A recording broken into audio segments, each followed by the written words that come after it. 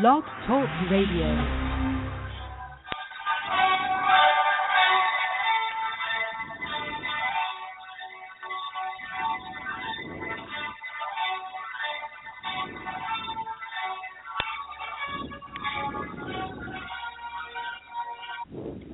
Voices of Global Freedom Radio. We are broadcasting from San Diego, California, Saturday, February the 7th, 2015. This is Roy Backpack Baron and our co-host Yoda. We bring our patriotic conservative audience news you can use and actionable tactics, methods, and strategies to survive and thrive in these dangerous, troubled times. We are proud to be syndicated with the popular radio networks, the Spark Radio Network, K98 Talk, and we are among the top 5 news picks on Top Talk Radio, along with Sean Hannity, Rush Limbaugh, and other household names. Yoda, how are you doing today? If I was any better, Backpack, I'd have to take something for it. We've got a fabulous guest on tonight that you've rounded up. Thank you. Young man is in Berlin, Germany. He's called in tonight. This guy bluffed his way into North Korea. I say again, bluffed his way into North Korea, where for taking a picture of a statue, he was brought before a kangaroo court, and he just got by with that. Quite fascinating guy. He operates out of Berlin, Germany, and he's just back from India. Quite a guy. And with that, Backpack, what's his name? We have Ben Mack. How are you doing, Ben? I'm doing all right. How are you guys doing today? We're all good. It's great to have you on the show. Well, thanks for having me, and thanks for the introduction there. You flatter me. What time is it in Berlin? It is a little after 1 a.m. here in good old Berlin, Deutschland. Well, you stayed up to be on with us. Give our outstanding audience, tell our audience a little bit about you, if you will. Yeah, no problem. So, a little bit about me. I'm a 25-year-old journalist based here in Berlin, Germany. Been living in Europe for about 2.5 years, and I went to North Korea for the very first time in June 2013. Was in the country for 8 days, traveling around the northern part of the country, the northernmost province of North Korea, the area that borders China and Russia, known as North Hamgyong Province. So quite far away from Pyongyang and the capital, and kind of what you see in the news and hear about all the time with Kim Jong-un, the goose-stepping soldiers, and all those kind of images we're all quite familiar with. And I just kind of wanted to see what the country was like. I've always had a passion for what's going on in North Korea, but really wanted to find out what is going on in the country specifically and how areas far away from Pyongyang are different from the capital exactly. And so that's what I ended up doing, and it turned out to be an adventure unlike anything I really could have anticipated, to be honest with you. How did you get into North Korea? Well, the word undercover gets thrown around a lot, but that really is basically what I ended up having to do. There's quite a number of tour companies that operate into the country. A lot of tourists go typically to Pyongyang and other areas. The only problem with that is anybody actually, which is really interesting, can pretty much go on these tours. The problem is journalists are part of that category that, for obvious reasons, can't go on those kind of tours. I mean, as a matter of fact, if you're found out as a journalist in North Korea, you could be thrown in prison or perhaps worse even. So what I had to ended up doing basically is I decided to get on board with one of these tour groups that was going into the country and, well, pretty much constantly lied about who I was and what I did, basically. And living pretty much for those 8 days I was in the country in mortal fear that somebody would figure out that I'm actually a journalist. I had a cover story and everything else as to what I did for a career, because one of the things when you go to North Korea and you apply for a visa there is they ask you specifically what it is you do for a career, and they attempt to try to verify that information. The advantage about North Korea is since they don't really have internet access outside of Pyongyang, and even in Pyongyang it's incredibly spotty if they have it at all in some places. And basically with that I was able to tell them I had a career that I don't actually have, and they weren't able to verify that I was actually the horse trainer as I claimed that I was, and it worked out pretty well, I guess. Used to be, I'm older than a rock. This is Yoda. Used to be, it was in your passport. You weren't, as an American citizen, you weren't allowed to go to North Korea. Several other places. That has been the case for a while. That has changed these days. Americans can visit North Korea. They're subject to a few more restrictions than other nationalities. For instance, I really don't know why this is a rule, but you're not allowed to take a train in North Korea if you're an American. Maybe you're afraid they'll see infrastructure of some kind or something like that you're not supposed to see.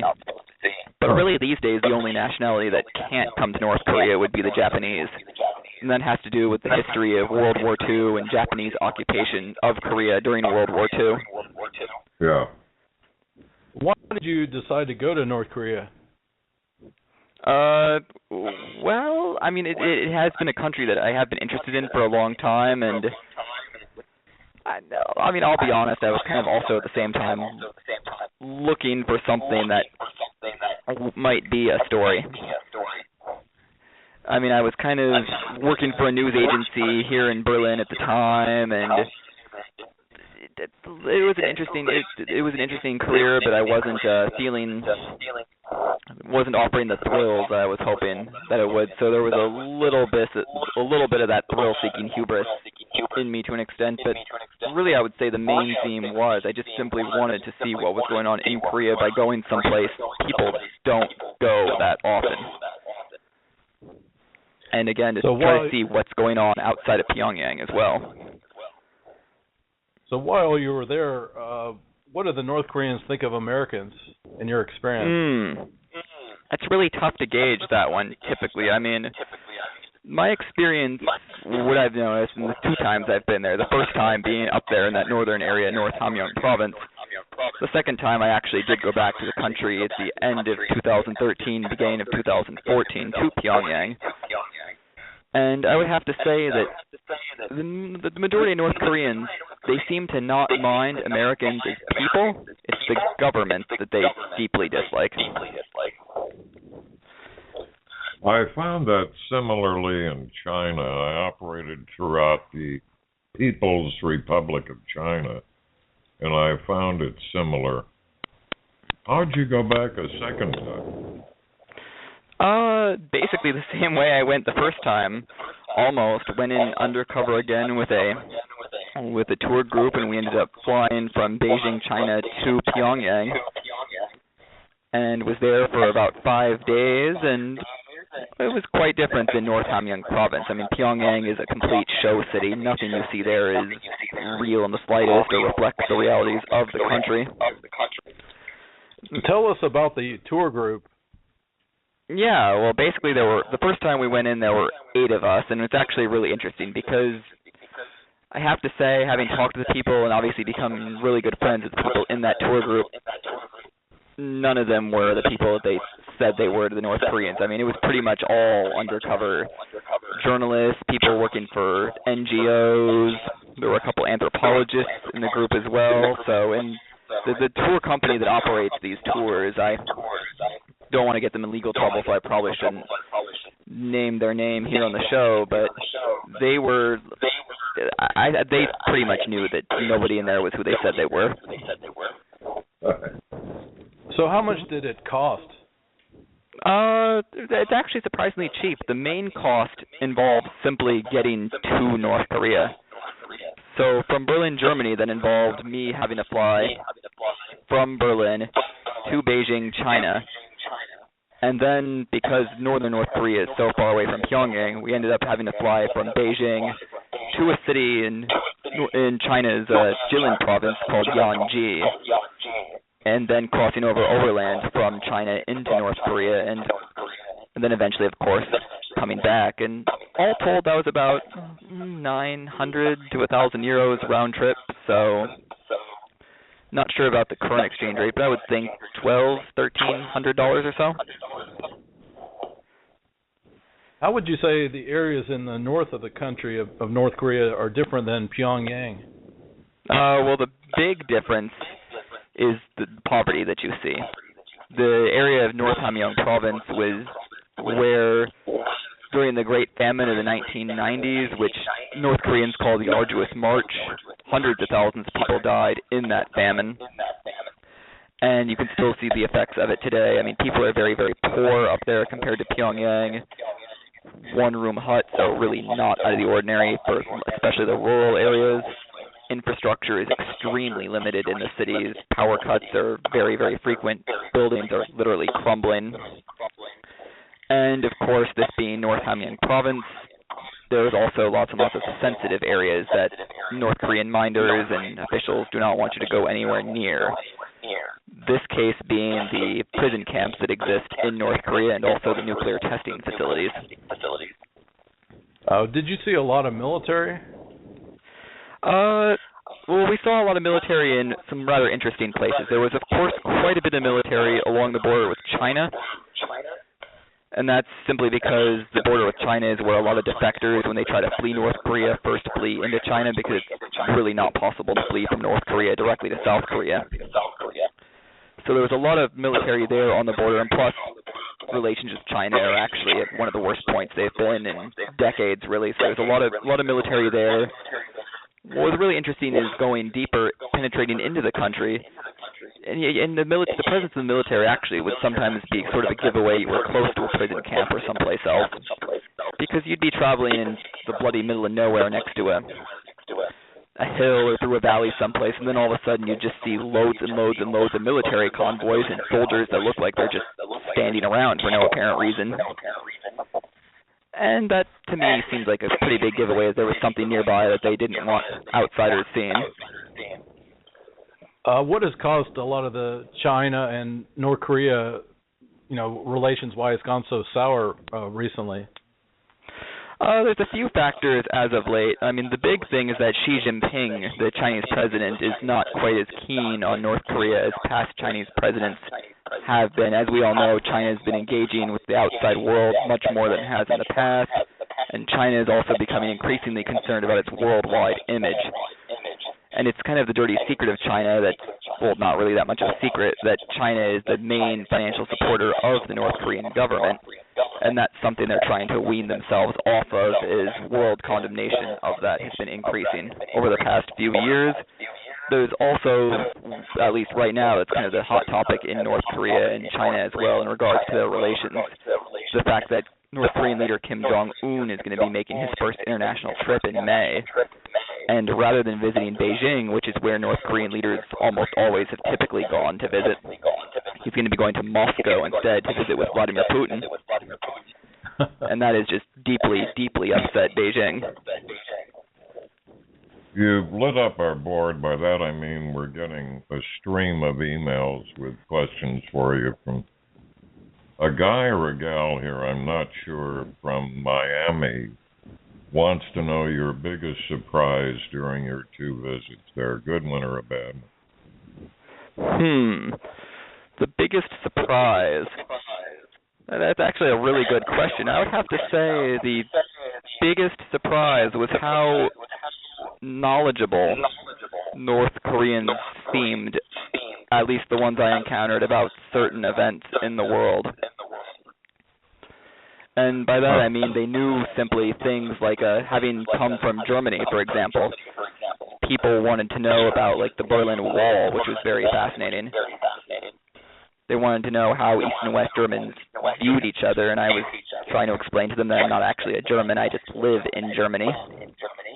But they were very fascinated by that. Of course, people wanted to know all about American culture and what America is like. So I would have to say that curiosity is what really fascinated me and was the most surprising of the things I saw there.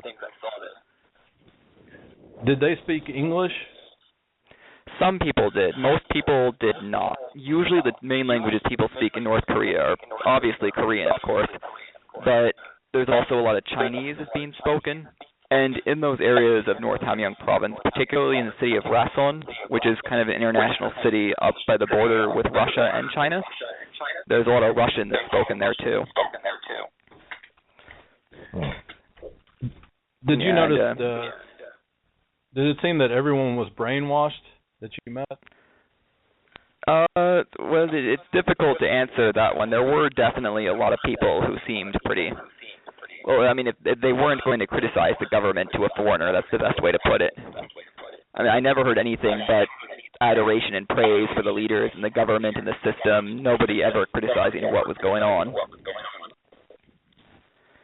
So there was that element, and you saw the propaganda posters, if you're wondering, and various slogans and imagery is everywhere. I mean, even children's cartoons have a propagandist nature to it. You can even see some of them on YouTube, for example. Brave Raccoon Dog, name of one North Korean children's cartoon, for example. It's just pure propaganda about how to defeat the vile West and how the North Koreans are obviously the greatest nation that has ever possibly existed in the history of humanity. And this is something that children from very, very young ages, 3, 4 years old on up, watch on television, sometimes every day, and it just is ingrained into them, and that's how it starts. A lot of military stuff, a lot of military posters about the bad Americans and all. Yes. Yeah, I've seen them. Here's one from I think a lady in Chicago. She wants to know what the hotels were like in the north. They varied greatly. In Pyongyang, which I would have to say, probably close to 90% of the people that are foreigners that visit North Korea stay in Pyongyang. Some of the hotels in Pyongyang are absolutely top-notch. I mean, the Yangakdo International Hotel is where a lot of people stay when they visit. I mean, whenever Dennis Rodman makes his trips to the country, he's always staying at that hotel, for example. And it's pretty similar to a 5-star hotel, actually. It's 40-something stories tall. There's a revolving restaurant on top of it. There's marbled floors. There's a bowling alley in the basement. There's a spa. It's a fancy, fancy hotel. But then you go to North Hamgyong province, and some of the places up there, I mean, the walls are cracking. There's dust that's several inches thick, at least in the corners. There's cobwebs everywhere. The beds basically haven't been cleaned since the 1970s. Some of them look like. I mean, the place smells horrible. The craziest thing about those hotels is if you want to flush your toilet, you have to pour a bucket of water into the toilet to make it flush. The handles won't work. So what people do is they fill up a bathtub full of water, and the water is this nasty green color. It's got a sheen of algae all over the top. And you have to scoop out water from the bathtub, pour it into the toilet, and that's how you make your toilet flush. Wow. So yeah, it's like camping, basically, but indoors. Gotcha. So you had a lot of experiences, and you've got a lot of journalists. When people search your name, Ben Mack, on Voices of Global Freedom Radio, people want to know, when you showed up, you had a passport. It was stamped journalist, but it was in German. How did you get past the guards? Yeah, well, thankfully, since it was in German, and thankfully German is not a language that very many North Koreans happen to know, they did ask me at the border what exactly that was in my passport and what it meant. And what I told them is it was a note from the Ministry of Information in Germany saying that they require correspondence if I take a new job. Wow. Which wasn't the case at all. I mean, that there is really no Ministry of Information here. It was basically what it said is that I'm registered as a journalist in the Federal Republic of Germany. But the North Koreans didn't know that, and at the mention of Ministry of Information, they just lit up. You know, this guy looked at me. He's just, oh, fantastic. It's very good to know that Germany has a strong Ministry of Information.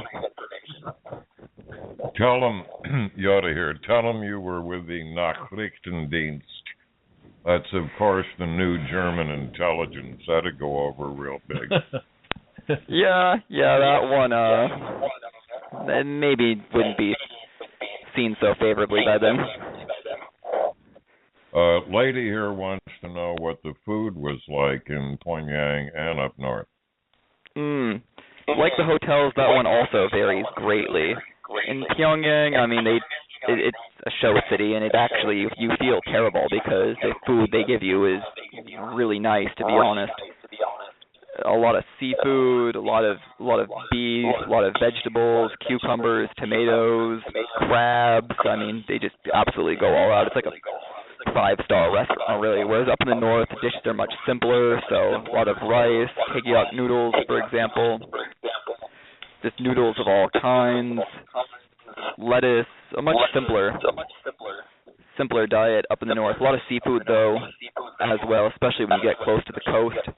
Well, they call it the East Sea of Korea in North Korea, but the Sea of Japan. So a lot of seafood from there as well. We're going to take a short break, and we'll be back with Ben Mack in North Korea.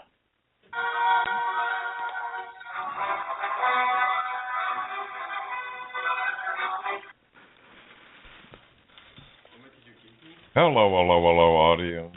Anybody out there that has 1,000 emails in a list. So there you sit, for one reason or another, you have 1,000 emails. Take a look at impactanalytics.com. I say again, impactanalytics.com. Our dear man Tim Kalin, president there, has a conservative-oriented consortium of people like you that he aggregates. He joins it together. And this commands top drawer Fortune 100 advertisers. I'm going to fast forward because Tim can explain this to you much better than I can. You send him the email list. He virtually publishes a newsletter for you. And at the end of the month, you get a check with a bunch of money. So, audience, please, with 1,000 or more emails in a list, give Tim Kalin, Impact Analytics out of Florida, a buzz. Use Yoda and Backpack Sting. President Tim will talk to you. And don't miss an opportunity to get the right word out under your masthead, under your banner, and to get a check once a month. I thank you.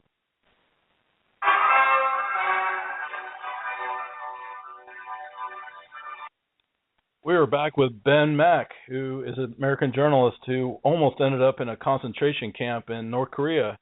One of our finest guests that we've had, and we've been going through some of the things that he went through and some things he's seen in his journey. So in your time there, we understand that you were taking some pictures of statues, and what happened at that point? Yeah, well, North Korea, they have some rather strict rules about photography, especially as it relates to statues, particularly statues of their leaders. So this was the first time I was in the country, up in North Hamgyong Province, the northernmost province of North Korea, not too far from the border of China and the city of Haeryong in North Korea. And there's a really large statue up there called the Wangjaesong Grand Monument. It's one of the largest monuments and statues in all of North Korea. And it is an absolutely amazing piece of art, to be honest with you. I mean, it's completely made of bronze. It's probably 27, 30 meters tall, so over 100 feet tall. It features former leader and founder of the country, Kim Il-sung, with some various other individuals kind of pointing out magnificently towards the sun. It's a really impressive statue, and, well, if you're standing next to it, it's really hard to take a photo of the entire statue because it's so big. However, the rules of statues in North Korea are that when you take a photo of a statue, you can really only take a photo of the entire statue from the front side.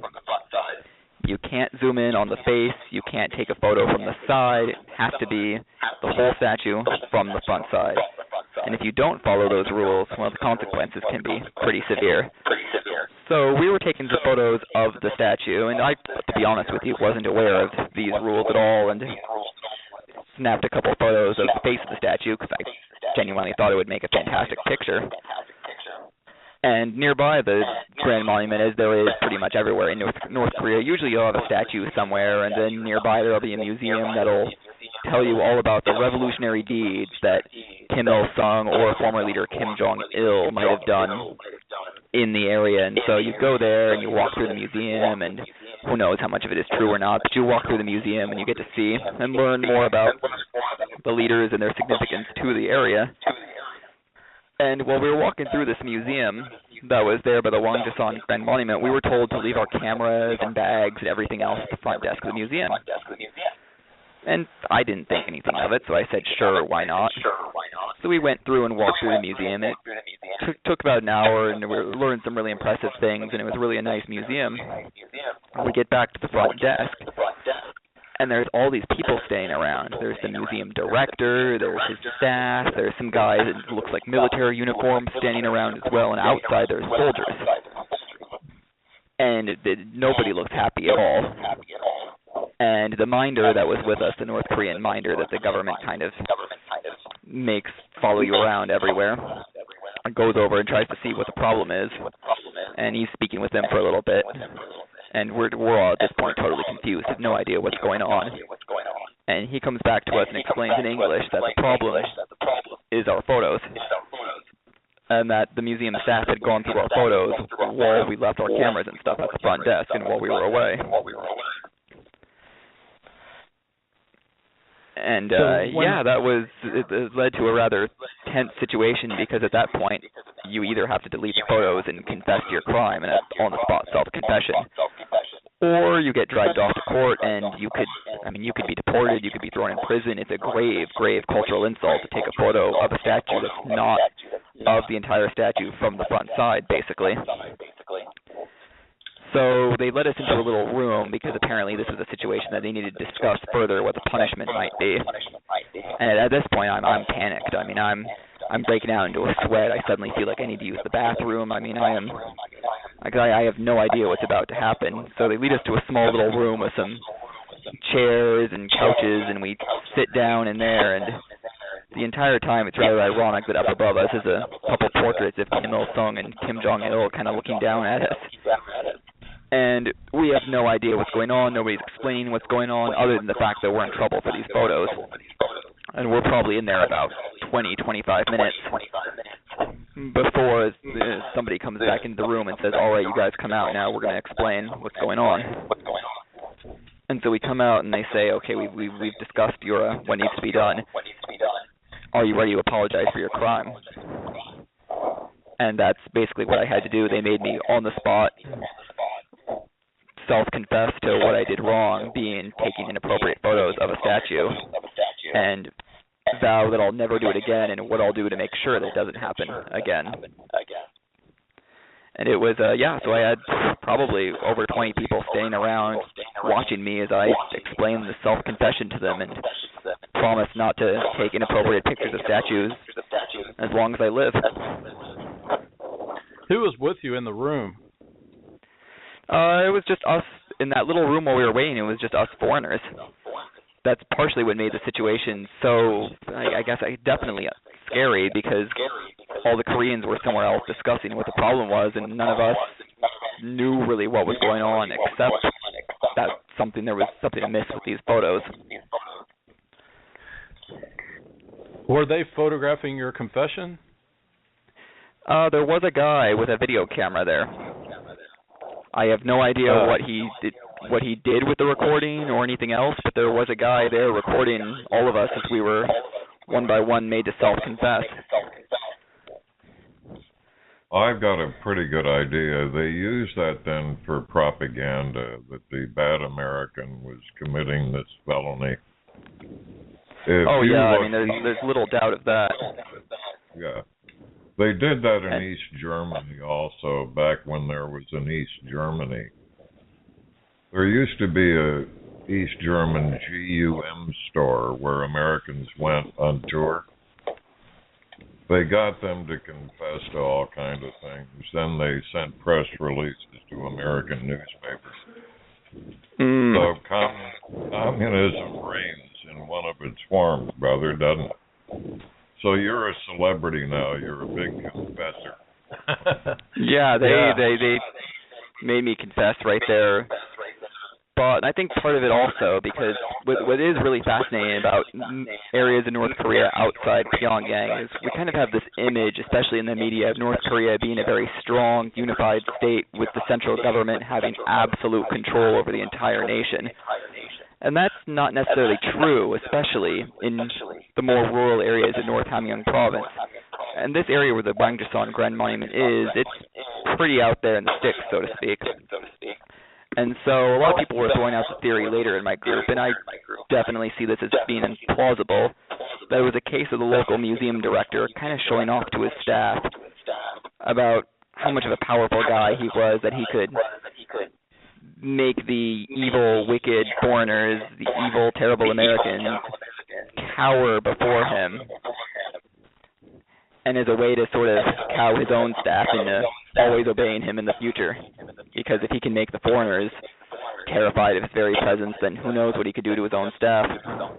It's an astute observation you had, Matt. I was in a rural, though industrial city in the People's Republic of China. Any factory in China with a number after it means it's owned by the army. So I was in brass factory number 29 or whatever it was, and we were having what I thought was a good meeting. In stormed the local party gal, screaming at the top of her voice. She had made up some imaginary violations that I had committed. To this day, I don't know what they were. I had a United Nations quality whisper interpreter, and he explained she was simply asserting her power as a member of the party who somehow hadn't been invited into this meeting. I'll bet her diatribe was 20 minutes long. And as you said with your guy, simply asserting her power.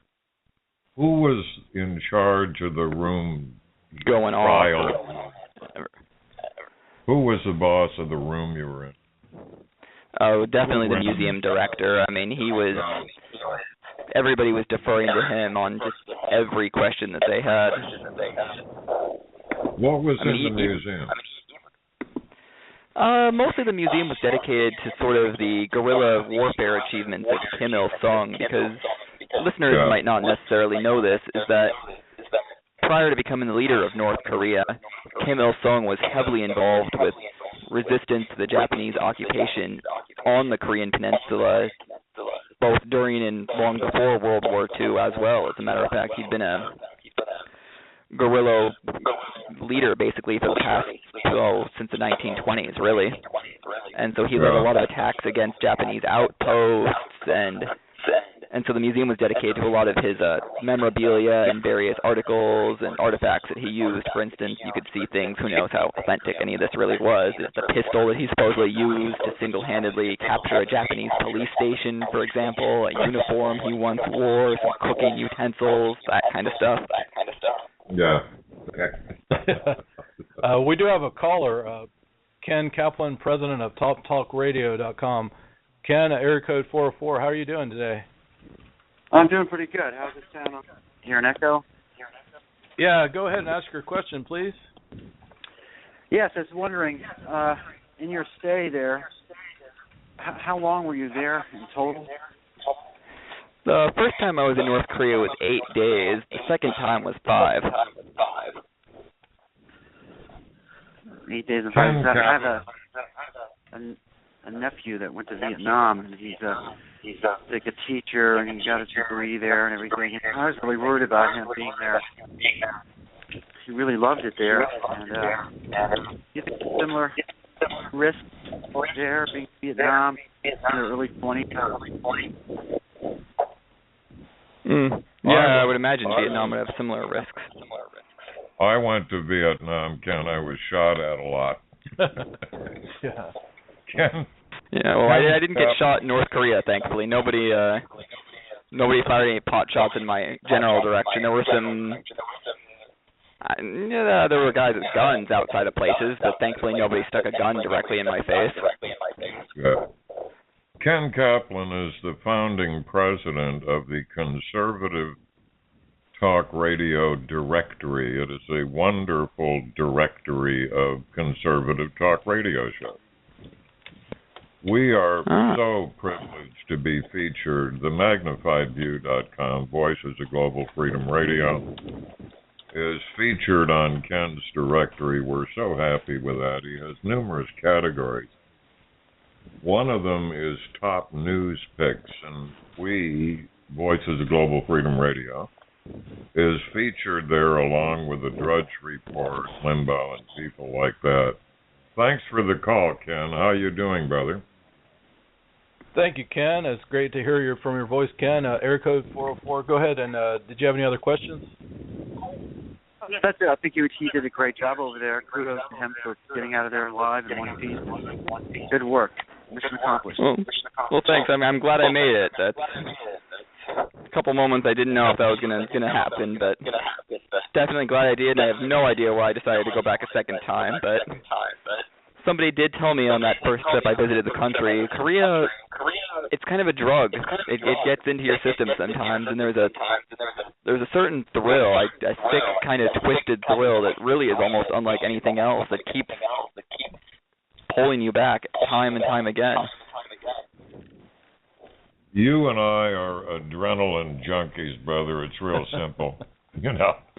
I think my case. Hopefully, it's I don't know if it's curable or not. Time will tell. Still. No, it isn't. I'm 77, and we still I guess work. I've got a chronic condition then. Yeah, you do. It's absolutely incurable. It's insatiable. Does healthcare cover this? That's what I'd like to know now. Yeah, you should also. Travel insurance. Ken, we're so happy to be a part of your directory. How you doing otherwise, brother? Everything's doing great. We're happy to have you. Very proud of your inclusion in the directory. Of course, it wouldn't be complete without you guys. So, we're plowing forward. As you hear this evening, we get some crack top-shelf guests, don't we? Yeah, we're here with Ben Mack, Voices of Global Freedom Radio, and MagnifiedView.com. Ben, emails come in from San Diego, California, saying they've read your articles, and they heard that you got very sick the first time you were in North Korea. Tell us about that. Yeah, so I did get very, very sick the first time I was in the country. I got to see the inside of a medical facility, actually. It's not an experience I necessarily recommend other people to go through. So it was about the fifth day of the time I was in North Korea, and we were just south of the city of Cheongjin, which is the third biggest city in North Korea. And we were in the city called this little area called Gyeongsong. And it had been quite a long day, and we were at the hotel, a rather run-down facility to say the least. And it was dinner time, and, well, Koreans like to drink. That's the best way to put it. They can drink like fishes. I mean, you would not believe the amount of alcohol that some Koreans can drink. And they are very generous with their alcohol. So if one person takes a shot, everybody has to take a shot. And they really like to share their shots. So we were drinking some Chinese baijiu, which I had never had before, and I had no idea that it had about as much alcohol as vodka does. And so we were drinking a little bit of that, which a little bit turned into quite a bit, into an all-night of just nonsense, because apparently I didn't realize that's also a way that Koreans, especially people who might work in security services, for example, try to really find out information about foreigners as they ply them with alcohol, get them drunk, and see what they'll confess to, basically. I was unaware of this information and ended up drinking probably a little bit more than I should have, combined with the fact that I was drinking bottled water that may or may not have been actual bottled water, because obviously importing things to North Korea is expensive. So, especially with bottled water, what a lot of people do is they'll just simply take a bottle of water, fill it up in the river, and then pass it off as regular bottled water. I really should have done my homework and been checking this out. And so, long story short, it was a really, really late night. I ended up eventually going to bed a little bit inebriated with this water in my system. And I woke up the next morning. I was jolted awake by probably, I mean, I don't want to get too graphic with the description here, but the worst case of diarrhea I think I or possibly any human in the history of humanity has ever had. I mean, it was absolutely horrendous. I had a headache that was just, and a combination of the spins with a terribly pounding headache that made me feel like my skull was going to explode. I had a awful stomach cramp. And on top of that, I was just absolutely freezing, which was strange because it was summer and it was probably about 80 degrees Fahrenheit outside. But I don't know why I felt like I was in the middle of Antarctica somewhere. It was absolutely horrible. And so the people there pretty much quickly determined that I needed medical attention of some kind ASAP, basically. And I have no idea really what I was afflicted with, but it was determined that I needed to be taken to a medical facility as soon as possible. So I was loaded into a vehicle, and we just blasted off to Chongjin as quick as possible. Walked into what's known as the Siemens Bar, which is a combination of, some media outlets have called the Siemens Bar in the past. They've said it's a nightclub. They've said it's a restaurant. Really what it is, it's a health spa / basic medical facility in Chongjin. And so they took me there. They took me into a small room. They laid me down on a bed. Next thing I knew, there were doctors and nurses coming in. Before I knew it, somebody stuck an IV in me, and they were delivering IV fluids. It was a terrifying experience, and the most terrifying thing, of course, is I didn't know what was going on, and I'd never been that sick before in my life. I'd never received a formal diagnosis about what it was I was afflicted with. The word dysentery was thrown around a couple times. I have no idea if that's really what I had, but just simply hearing that word, I was terrified. So again, no formal diagnosis of what specifically I had, but bad enough that I had to have IV treatment in North Korea in a medical facility. I've got a quick one for you, brother. I was in New Guinea, the island above Australia. Looks like a bird. Anyway. Ah, yeah. Picked up a thing there in the jungle, made my way up to Hong Kong. It's a hell of a ways. Went down in the porch of the Peninsula Hotel, was evacuated finally to Walter Reed, where I spent 21 fun nights. CDC worked on it while I was in there. It wasn't amoebic dysentery, but it was the same symptoms you're describing, including the fever. That's what the chills were. So, been there and done that. That's part of the price of all this adventure. There's a thing called international health insurance. I would commend you to. It's not that expensive, and it will guarantee you an evacuation on an air ambulance if you go down in one of these exotic places. They'll take you to a country with adequate American-like medical facilities, so I'd sure have that, adventuring like you are. How did you finally come out of this? How long were you in the whatever it is, and how long did it take to come out of it? Well, we're going to take a short break, and we'll be back with Ben Mack.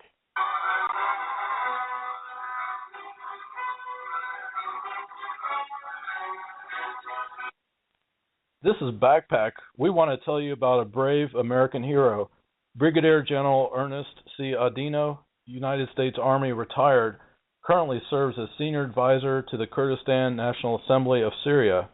He also serves as Senior Vice President of Radon Corporation. Check him out at generaladino.wordpress.com. Again, General, his name is spelled AUDINO.wordpress.com. Yoda, are we privileged to be working with General Adino? My word, we are. He is a real soldier. There are 4,700 retired generals in the U.S. He's one of the top whatever. He was embedded in combat decorated, wounded in Syria and northern Iraq, embedded with the Kurds. He had a small team there. Lived, worked with them, ate with them, drank whatever they do anyways.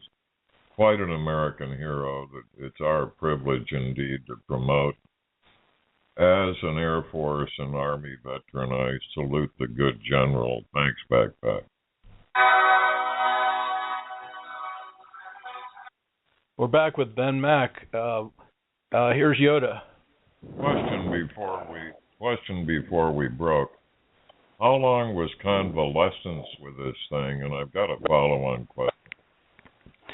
Yeah, well, I think part of the problem with North Korea a lot of times is you really have no idea at any moment really what is going on. So I was only actually in the medical facility for a few hours because mysteriously after about 5-6 hours, I have no idea why, but a group of men came in and explained, again, without real reason, we had to go. And before I knew it, we were taking off and we were on our way to the city of Rason up near the border of China and Russia in the very, very northern part of North Korea, where I was able to kind of recover there for the next couple of days in a hotel. And thankfully symptoms didn't return, but again, a very mysterious exit, no explanation as to why we had to leave so quickly, because for some reason they really wanted us out of there really quickly. And thankfully, I mean, you were talking earlier about insurance, actually. It's kind of funny, but the whole time you would think in North Korea that, of course, you undergo all this medical treatment, they'd want money right away because money's kind of hard to come by for the government there. But nobody asked me for a penny the entire time I was there. They just took me in, took care of me, and then whisked me away again just as quickly almost. Yeah. Have you had any after effects from that sickness?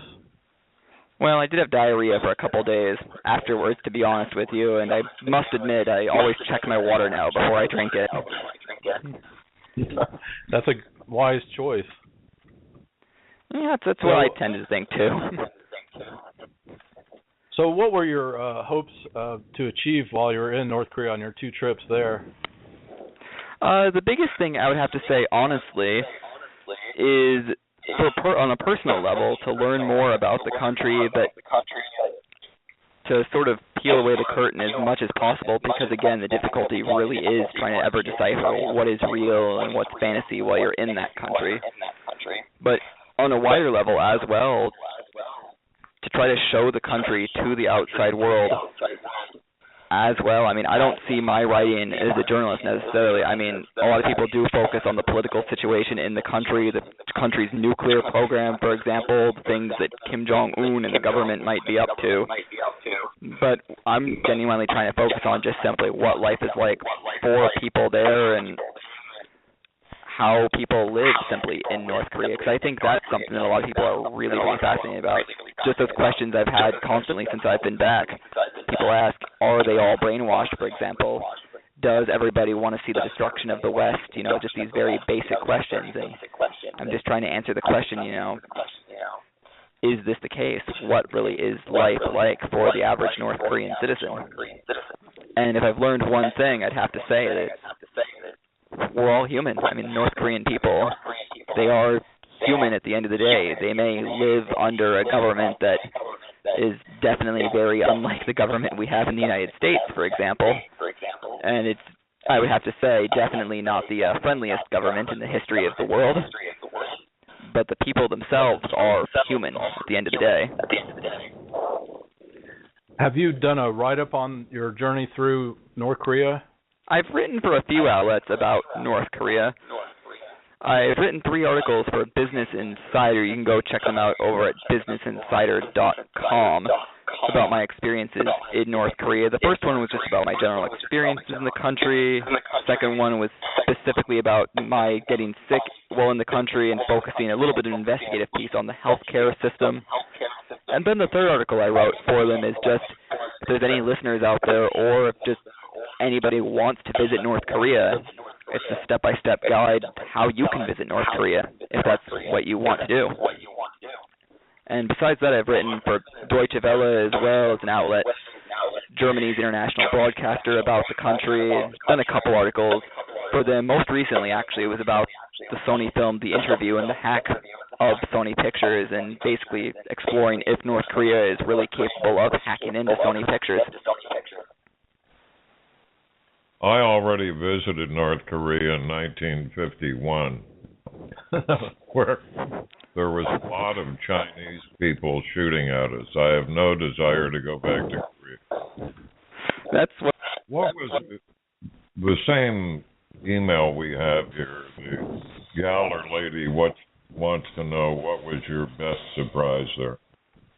The best surprise? Well, the best surprise was nobody shot at me.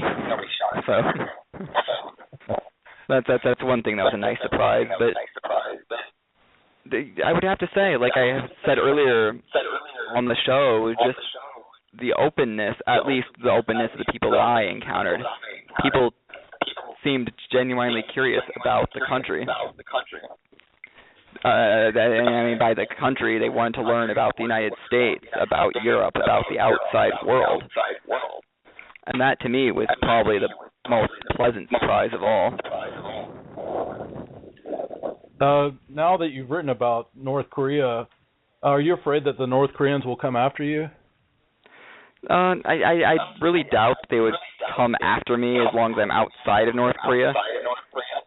I mean, I think, unfortunately, there is a difficulty now if I wanted to go back and visit North Korea.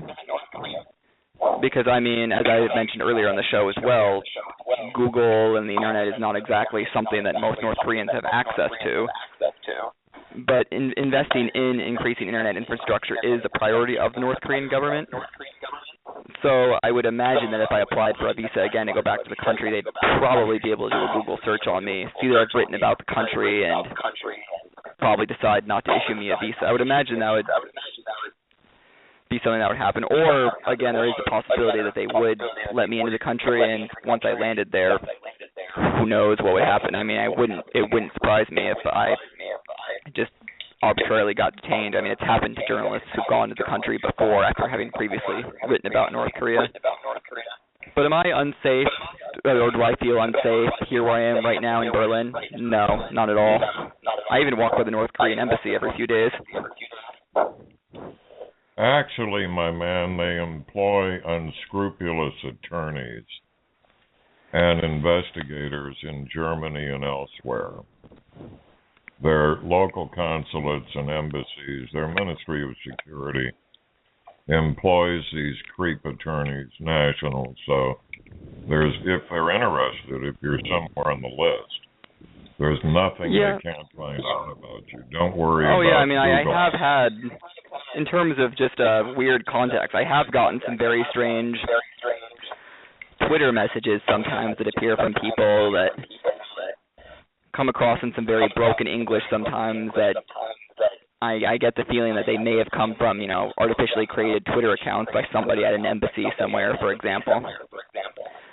And I've had a couple strange emails, for example, from people that say they've read an article of mine, and I have no idea how they got hold of my email, but were asking me some very strange personal questions about Korea and myself, and generally voicing their displeasure that I wrote such articles that promoted such falsities about their great nation. Could be a probe, but if they're serious, it's a big list, and depends on where you're at on the list. You're not real high on the list, but... No, I wouldn't think so. I mean, you've got people that write about the country much more frequently and also much more critically as well. If they're of a mind, they can find out where you had the last cup of coffee. So I would not... Third strike can be the charm for you, brother. Yeah, I'll have to watch it then. I wouldn't be surprised. I mean, their language skills are very impressive, just knowing some North Korean diplomats, for example, and how they operate. Yeah. The North Korean embassy, at least in German media here, is quite frequently in German news reports, and they speak, obviously, some utterly fluent German. Mm-hmm. We just got an email in our chat rooms, and emails are lighting up, but the lady from Boise, Idaho, she wants to know about the penalties for taking pictures of the statue. Ah, well, Boise, Idaho, I studied there way back in the day. I've got to send a shout-out, if you don't mind, to Boise State University and my alma mater there. Great city, Boise. But the penalties for taking a photo of a statue, as I said earlier on the program, when you take a photo of a statue in North Korea, you're supposed to take a photo of the statue from the front side and including the whole statue in the photo. If you take a photo of anything else, then that's just absolutely not acceptable by their standards, and you can get it's a major cultural offense and a crime as well. And the things that can happen to you if you do that in increasing order of severity, basically, you can get a tongue lashing, you can get severely reprimanded, you can be deported from the country, you can be fined, you can be thrown in prison for an indeterminate period of time, or you can get sent off to one of the camps. Well, and all those penalties, I mean, it's very arbitrary, and I mean, the word kangaroo court gets thrown around a lot, but you could be put in one of those and who knows what's going to happen when you're there. Did you get a chance to see any of the concentration camps?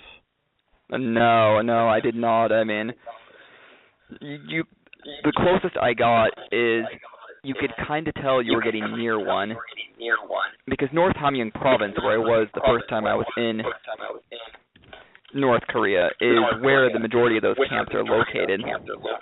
And you could tell you were getting close to one of those camps, because you'd be in the bloody middle of nowhere.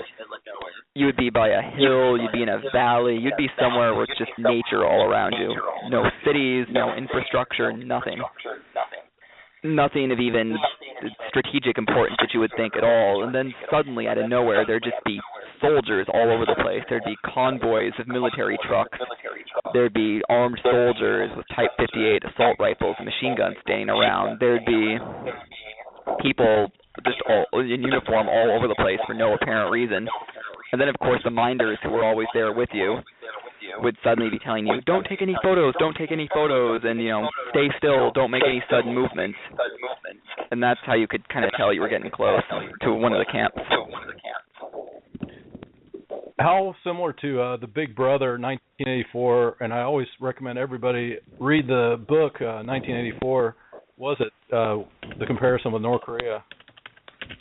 Oh, wow. Well, it is. That's also a question I've gotten a few times, and there are some definite similarities, particularly in Pyongyang, because Pyongyang, being the capital city, it has the largest amount of government infrastructure. The government surveillance apparatus there is very, very strong, and it is absolutely all over the place. I mean, not so much security cameras and things, because electricity is in short supply a lot of the time, but kind of like what happened in East Germany back during the days of the DDR, for example, the German Democratic Republic, is you had a lot of people who were sort of employed as domestic spies who would spy on their neighbors, spy on their co-workers, spy on their family even sometimes, and report to the government if somebody was doing something improper, if they were speaking out against the government, if they were not showing enough patriotic revolutionary spirit.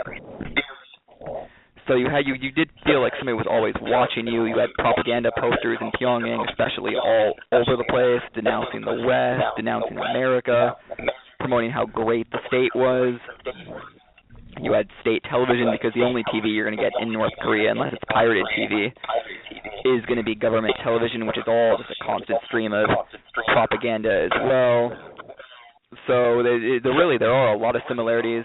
They're always talking about the constant threat of war, how the United States, just the other day, for example, the North Korean government came out and said yet again that the United States had made a grave mistake and was nearing its ultimate final doom, for example, and in the process, Washington, D.C. was going to be transformed into a sea of fire, as they proclaim pretty much every other week in North Korea. And those threats aren't really necessarily meant to terrify the United States, because I think that the people in Washington are long used to hearing such bellicose rhetoric. It's really meant for domestic consumption, to convince the population that they are at war with the outside world. Because it is really fascinating, at least to me, I find it incredible that a country that can be so repressive with its government has somehow existed for so many decades. And the way they do that is convincing their population that you have to stick with us, because there are terrible, evil outside forces.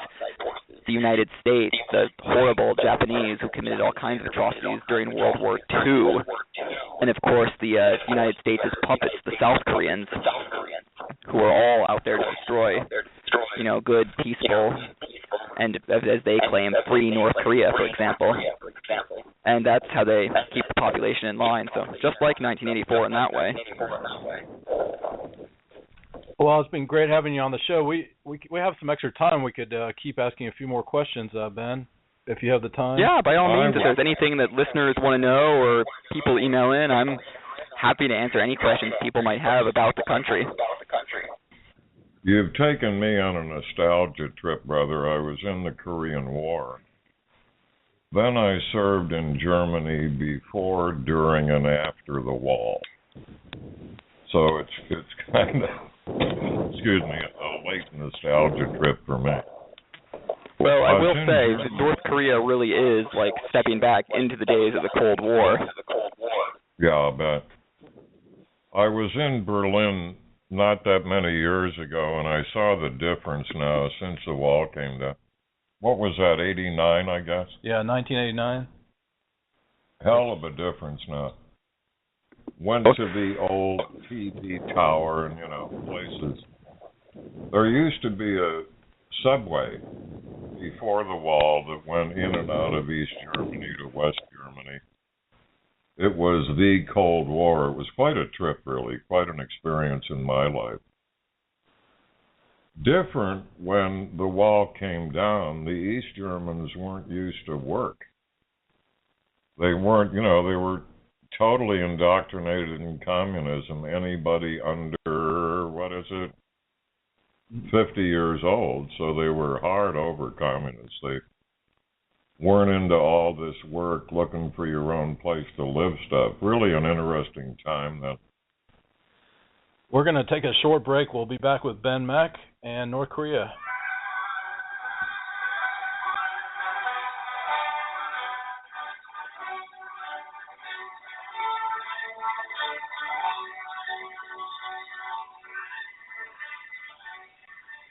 This is Backpack. We want to tell you about a brave American hero, retired Major General, United States Army, General Paul Vallely. StandUpAmericaUS.org is a network of patriotic Americans. Stand Up America USA collects, analyzes, and evaluates intelligence for the safety of America. Over to you, Yoda. The good General Vallely is really unusual. Back in his day and mine, you were in a career trouble if you were a paratrooper, certainly in career trouble if you were a ranger. Because the old Pentagon was stuck in infantry, artillery, armor, set battle pieces. Somehow, with those what's called special operations accomplishments now, he made it to Major General. You need to take a look at his site, Backpack. What is it again? StandUpAmericaUS.org. A lot of useful information there, as with the magnifiedview.com, that you won't find elsewhere. We're back with Ben Mack. We're talking about North Korea, and he is one of the very few Americans who's survived an in-and-out trip and to live and tell the story about it. We got an email just now from Chicago, Illinois, from a guy. He wants to find out about what are your thoughts, or if you want to speak to Dennis Rodman, the famous basketball player who keeps going back and forth to North Korea. What do you think about that? Well, that's a really an interesting story with Dennis Rodman, and kind of his interest in North Korea is a really fascinating one. I actually know a guy that was with Dennis Rodman on the second of his trips to North Korea. He's been to North Korea 5 times now, actually. And this guy told me that, I've never met Dennis Rodman, but what this guy was telling me is that Dennis Rodman genuinely has, or believes he has at least, a friendship with Kim Jong-un.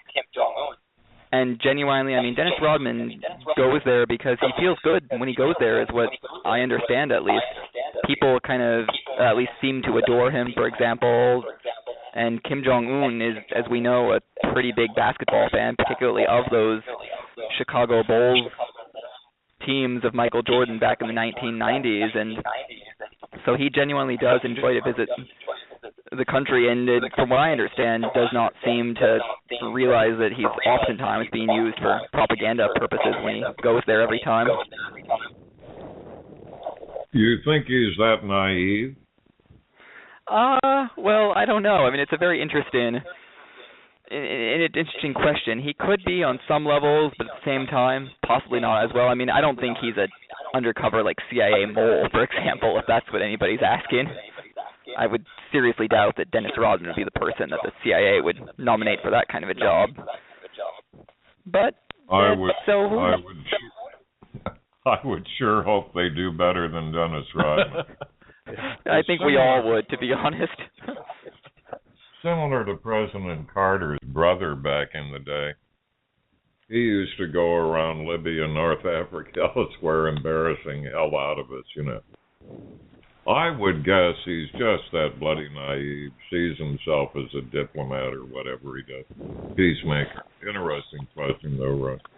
Yeah. Well, he's not the first celebrity to go to North Korea. I mean, let's not forget that Muhammad Ali went to North Korea back in the 1990s as well, and there was a Japanese pro wrestling event that took place in North Korea last year, for example. So there's a few celebrities and sports figures that sometimes are lured over to the country. In my opinion and experience, sports figures and celebrity movie TV stars often aren't cursed or gifted with high IQ. You with me, brother? Oh, yeah. Yeah. Go back. Another big question coming out of Raleigh, North Carolina, is about the big thing is the movie Interview, Seth Rogen, and where all that's going with the hacking. You know, that made big news recently. You know, what are your thoughts about that? Well, it's an interesting situation with the Interview. I mean, on one level, it's very easy to see why that the film is so incredibly offensive to North Koreans. The fact that it depicts leader Kim Jong-un in a negative light. Worse yet, it actually depicts his assassination. So to a North Korean, that's an incredible cultural affront. That would be like if somebody in, say, Russia, for example, made a film about going and assassinating Barack Obama, for example. There'd be a lot of Americans who would be very, very upset about that if that kind of a film were ever made. So it's very easy to see why North Korea is very upset about the Interview. That being said, is North Korea actually behind the hack of Sony Pictures? That's a really interesting question. That's something I actually explored in an article a little under a couple months ago for Deutsche Welle, actually, where I went around and asked some experts what they thought, basically. So, for instance, people from Chatham House in London, for example, Australian National University's Leonid Petrov, for example, who is one of the world's foremost North Korea experts, kind of weighed in. Most of them generally said that while it's possible North Korea definitely could have been behind the hack of Sony Pictures, it's also possible that they had some outside help. An interesting element to that a lot of media hasn't necessarily been focusing on was a couple things when the hack was sent. When the hack first occurred, first of all, the hacking group was known as the Guardians of Peace, and they weren't mentioning the film, The Interview, in their initial hacks. They only began to do so after the media speculated that that was a reason for the hacking taking place. Second of all, what's interesting is the hacking code the hackers used. Part of it was written in traditional Korean language. Now, some people might be saying, well, that's a dead giveaway. It's in Korean. It must be North Korea behind the hack. But actually, for one that studies Korea, that's a sign that it possibly was not North Korea, because North Koreans do not speak traditional Korean. And to even write in traditional Korean, you can get yourself in a lot of trouble, actually, because you're not being a proper revolutionary citizen when you do so. Do you predict any attacks from North Korea against South Korea in the near future? I would, to be honest with you, I mean, first of all, I'd preface this with saying I'm not a military expert, nor am I a political analyst, so I wouldn't be able to give a very definitive answer about things. But in my personal opinion, I would doubt that a major military confrontation would take place, for the simple fact that North Korea, for all their bluster, they surely would know that any major attack would see themselves turn to the surface of the moon rather quickly. And so they have to know that they would be really rather foolhardy. The worst thing I could possibly see is possibly some small-scale provocations and confrontations, sort of like what happened in 2010, for example, when a South Korean naval vessel was torpedoed, for example, or the shelling of Yongpyong Island, for example, along the border of North and South Korea. And I could see a continuation of what at least a lot of U.S. soldiers along the border with North Korea, a lot of South Korean soldiers call shenanigans from North Korea. Like, for example, one thing a lot of North Korean soldiers on the DMZ do, from what I understand, is there's some barbed wire fencing and stuff like that along the border. In the middle of the night, North Korean soldiers will literally pick up the fencing and move it towards the South Korean side, just just to psychologically mess with the South Koreans and try to get away with, see what they can get away with, basically. But a hacking attack, if North Korea is truly behind the Sony hack, I could see more hacking attacks in the future. Of course, we'll see more political bluster from them probably as well, more inevitable threats of nuclear annihilation, undoubtedly. But again, do I think that they would ever say use said nuclear devices? I would highly doubt it. We can disagree, brother. I wouldn't. I think they're mad enough. They've got a new missile that can reach some of our northwestern shore. I can see with too much scotch some night. He holds an incredible collection of Scotch whiskey you're aware. He might order hitting the button, hell, who knows. You'll notice he exploits and takes advantage of when the U.S. is preoccupied with the Middle East to up his threats, right? Right. So it can be said that it's probably well known that when Kim Jong-un's uncle, for example, Jang Son-tek, was executed last year, supposedly the execution was actually ordered in the middle of the night while Kim Jong-un was completely drunk off of his gourd. So I could see him possibly doing something ridiculously stupid on a night when he's just had way too much to drink. Chinese do similar. You were in China. Man, can they drink. They are impressive. They have some stuff called mo tai. And you sit at so-called banquets and you drink mo tai and you put the empty cup on your head. And as you indicated earlier, they've got a guy there that pretends to drink. He's not really drinking alcohol. And he's trying to get information from you. I did my share of mo tai. Where were you? How did you get Beijing to the North Korean border? Yeah, so the first time I went to North Korea, I flew from Beijing Capital Airport to the Chinese city of Yanji up in Jilin province, not too terribly far from the border with North Korea. And from there, traveled to the city of Tumen, which is right along the border with North Korea. And for listeners that are curious, that's the same area where in 2009, a couple of reporters, Laura Ling and Yuna Lee from Al Gore's Current TV, were actually abducted in the middle of the night by North Korean agents and taken over into North Korea.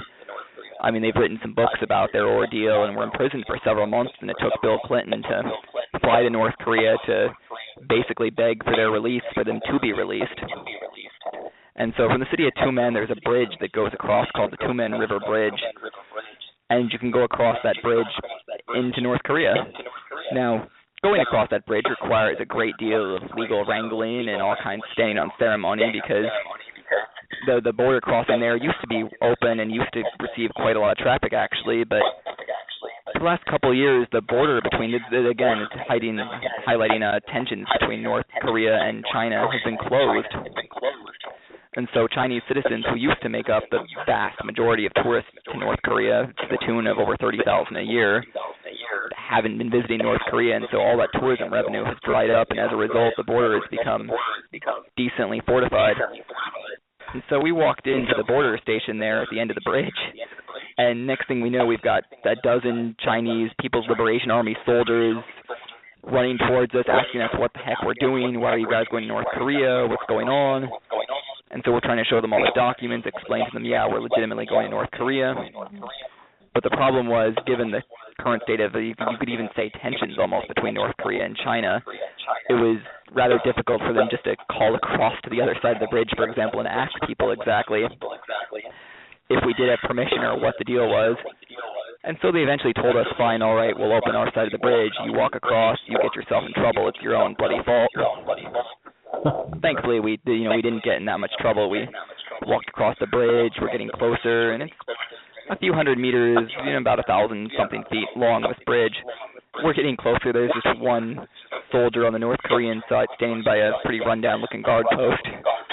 He sees 8 foreign-looking people walking towards him. In his eyes, you could see he just gets enormously wide. He has no idea what's going on. Next thing we know, he yells something. He runs away into a little low building right nearby. Next thing we know, there's half a dozen more soldiers all running out, screaming at us and trying to figure out what's going on. Until finally one guy in a suit comes out who speaks English and is able to decipher what exactly is going on. And that's how we arrived into North Korea. Wow. This is a great interview with Ben Mack on Voices of Global Freedom Radio. This is a type of interview we're not hearing on lamestream media. Some of the things that you've talked about is, for example, in North Korea premier, his first travel, and he's been the leader for so many years, he's going to Moscow instead of Beijing. That's got to be a major news story that we're going to hear about. Yeah, I think that's going to be getting a lot more attention as it comes closer. I mean, Kim Jong-un's going to be visiting for the 70th anniversary commemoration of the victory over the Nazis in World War II. And the 70th anniversary of such an event, you would normally think there'd be world leaders from all over the place who would be attending that. But given tensions between the West and Russia, for example, and the simple fact that Kim Jong-un is going to be there now as Putin's guest of honor, I would doubt very many Western leaders are too keen to be attending that now. Wow. Did you get a chance to visit the 38th parallel border? Yeah, I did visit the DMZ, and it is a very interesting place to visit. The place I visited, the DMZ, is where most people who visit North Korea end up seeing on the DMZ. It's the Panmunjom Truth Village. You might see pictures of it on the internet or in the news media of some low blue huts. And on one side you have some South Korean and U.S. soldiers standing, and on the other side is North Korean soldiers. And it was really interesting because we went there, and of course there's a lot of North Korean soldiers there who apparently their purpose was to protect us from if the South Koreans or Americans tried anything funny, as they told us, because they were telling us all kinds of horror stories about how the South Koreans and Americans would abduct you and you'd never be seen from again. Yeah, I kid you not, the minder who was with us said we'd be taken to Guantanamo if they caught us, so there you go. Wow. But we were there on the border, and it was really interesting because we didn't see really any South Korean or American soldiers on the South Korean side. Instead, there's this really large building with it looks like a two-way mirror basically, so you see your reflection, but you can't see inside. But on top of the building is just this row of video cameras. And every time you move to the right or the left, you see this row of video cameras just turn and follow your movements. And up above, it was the first time I'd ever seen one of these things. There was what looked like a drone flying overhead. And I had never seen such a thing before in the sky, and it was a very interesting experience. I mean, what shocked me about the drone was how quiet it was. I mean, you saw it, but you couldn't hear it like you would a normal jet, for example. Really, really surreal. And I asked one of the Koreans, I said, well, that looks like a drone overhead. Why don't you shoot it down or something? I mean, isn't it like a grave provocation? And the guy he confessed something which I never thought he'd say. And he said, well, we would, but our missiles can't reach that high from here. Wow.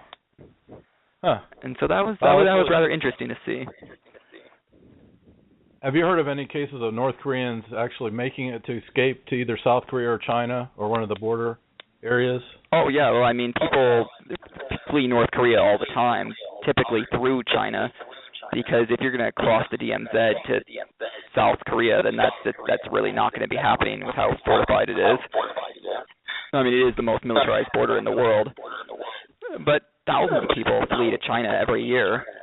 Some of them make it, some of them don't, because the problem for a lot of defectors, as they're known, when they flee from North Korea to China, is China still repatriates defectors. So if you're caught by Chinese officials while you're in their country, they're obliged to send defectors back to North Korea.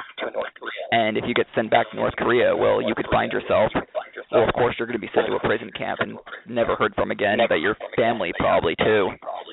So it's a really tremendous risk that these defectors take when they flee from North Korea to China.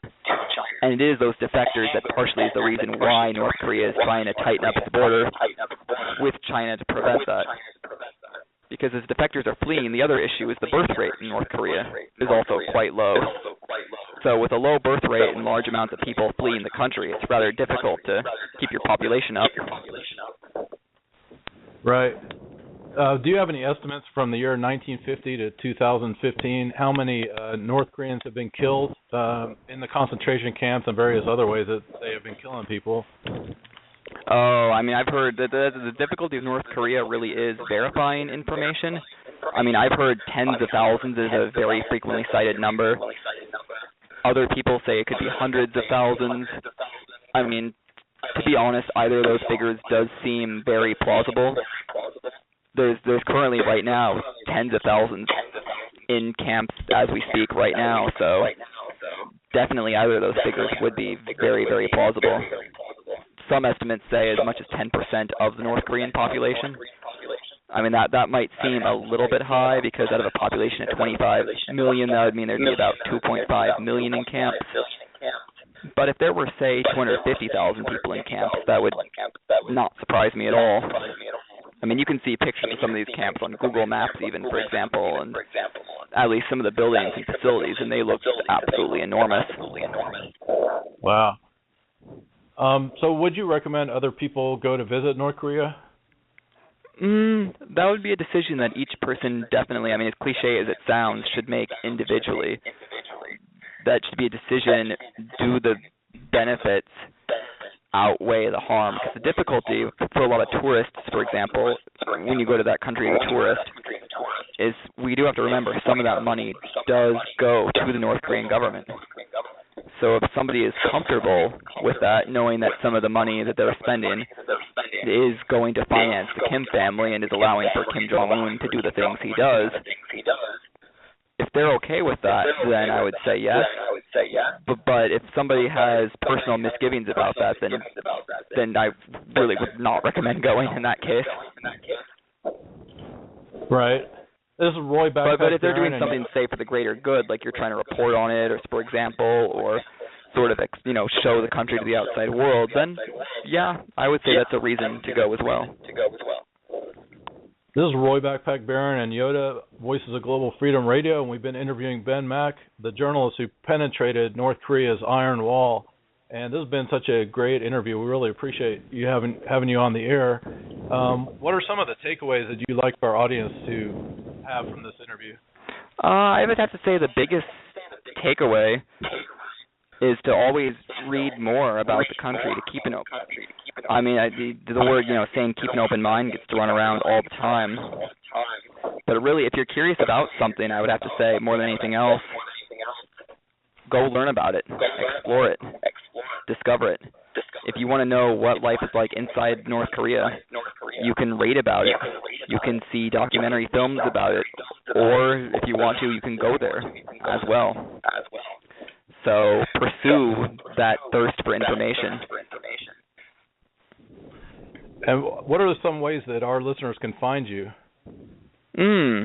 Thanks for asking. There's a couple different ways people can find me. You can find me on Twitter, first and foremost, and my Twitter handle is @BenAroundEarth. You can also find me on Facebook, which is kind of also @BenAroundEarth. And I also have a blog that I post as well through Blogger, which is just kind of like a photo of the day, but also links to stories I do and my other travels around the world, and that's benaroundEarth.blogspot.com. Where's your next adventure? Where are you off to next time?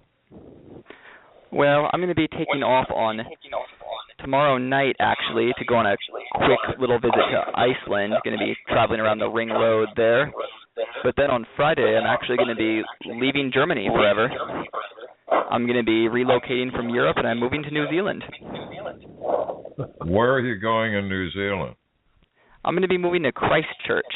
Going to be continuing my studies for a master's degree in journalism down there at the University of Canterbury, and I'm hoping to afterwards get a job working for a newspaper or a magazine or just media, possibly in New Zealand, South Pacific region. Stay in touch with us. We've been at this so long. We've got a lot of journalist friends, so it'll be our privilege to work with you down the line. No, absolutely. Thank you guys so much for having me on. It's been a great interview. I hope some of the listeners and have been able to pick some things up and learn a couple things as well. Just a fantastic experience, and keep up the great work that you guys are doing. Well, no question. We in the audience learned a lot. You're a great guest to have. We're not done with you. you get to New Zealand with the Kiwis, get in touch with us, and we'll get your impressions there. It's very quiet there. I've been there. Except they have earthquakes, but it's very quiet. Yes, they do. Yes, they do. I mean, I'm from Oregon, so I'm kind of used to them, but not quite that level of earthquakes. No. You've been to New Zealand? I have not actually yet. It's been a place that I've really wanted to go a really long time. I actually wanted to go there before I came to Germany 2.5 years ago, but opportunities appeared here in Europe, and so I'm finally able to pursue a dream I've had for many, many years. Well, it's quiet. It really is.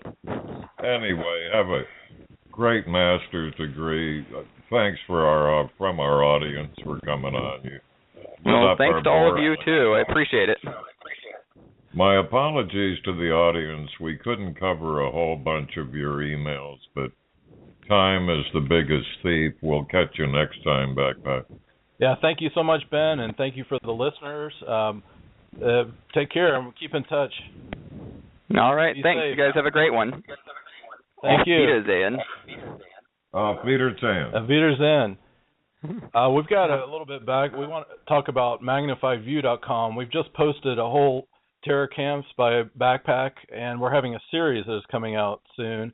And I'm here with Yoda. We've been putting together really a lot of breaking news about terror camps showing up all around the United States.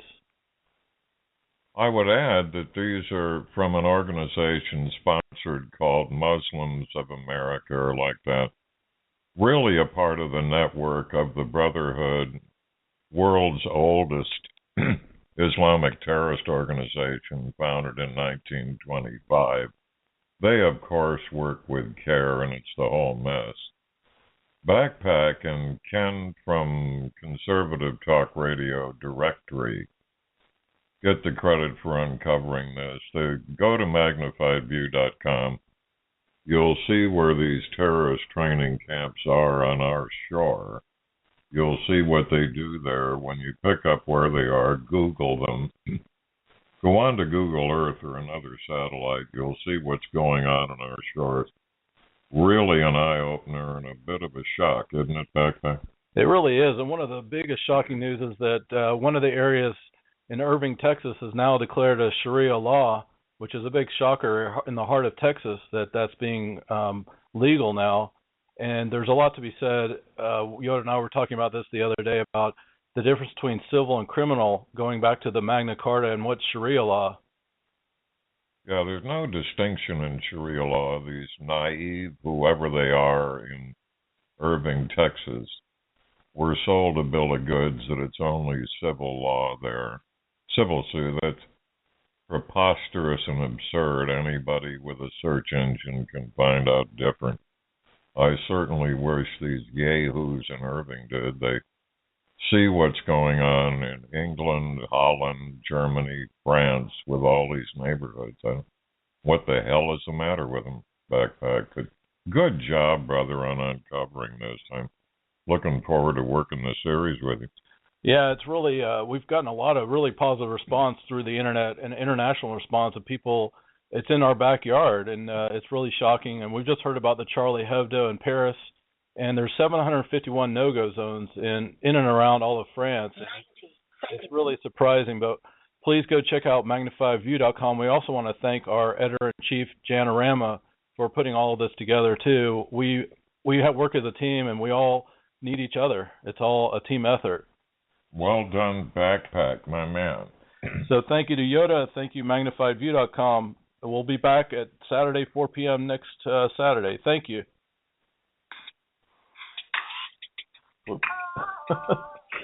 Thank you to our listeners.